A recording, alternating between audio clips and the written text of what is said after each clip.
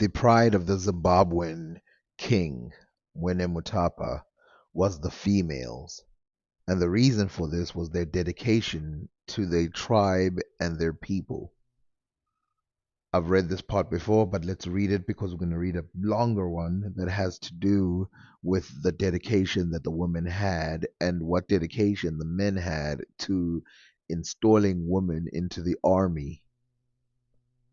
So over here it says, afterwards the king sends for the person who has brought him such and such a present, and soon dismisses him after he has been well entertained.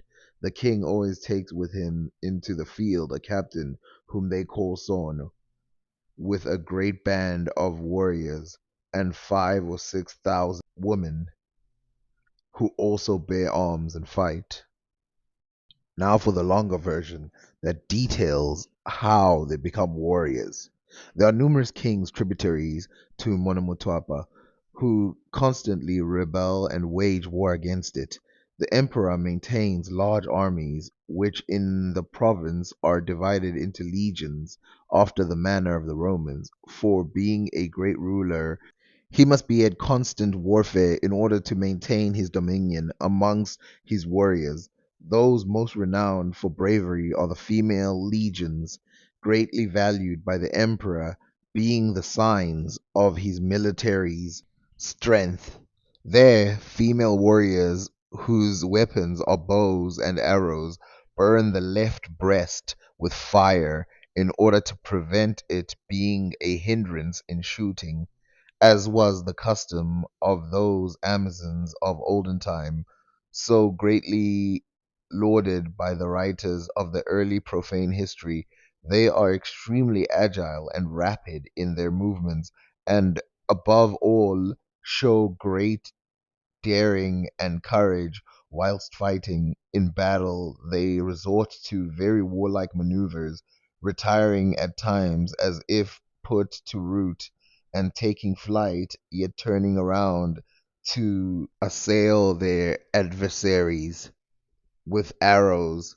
And on seeing the enemy elated with victory already beginning to disperse, they suddenly turn and repulse them with great slaughter, so that on account of their wiles and cunning, as well as rapidly of action in battle, they are held in great dread in those regions. The king grants them certain lands where they live alone, but at various periods they mix with men chosen by themselves, and any male children born amongst them are sent to the men's houses, but the females are kept apart by themselves and brought up in the arts of war.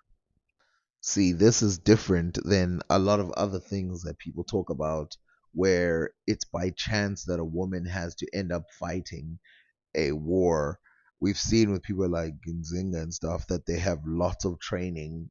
A lot of these women and all of these kingdoms pretty much had women warriors, but we're going to focus on this one right now. If we look at this one right now, something we notice about it is that these women are trained. There's a specific faction of women who are trained, and they're so dedicated, as he says, that they burn part of their breast. But it's not only that. In this tribe, women are not completely foreign to violence, as there's a multiple scarification, as you can see in the image that I showed earlier. And there's a lot of other things that women do in their customs that would not make them be that scared of violence or even death. And obviously, the reason why women would go to war as well is not simply because we just need more bodies, but because women are useful in different ways than men are at war, especially back then when bows and arrows.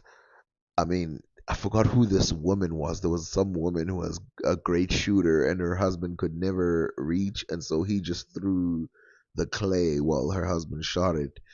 But women, for some reason, they smash stuff like that.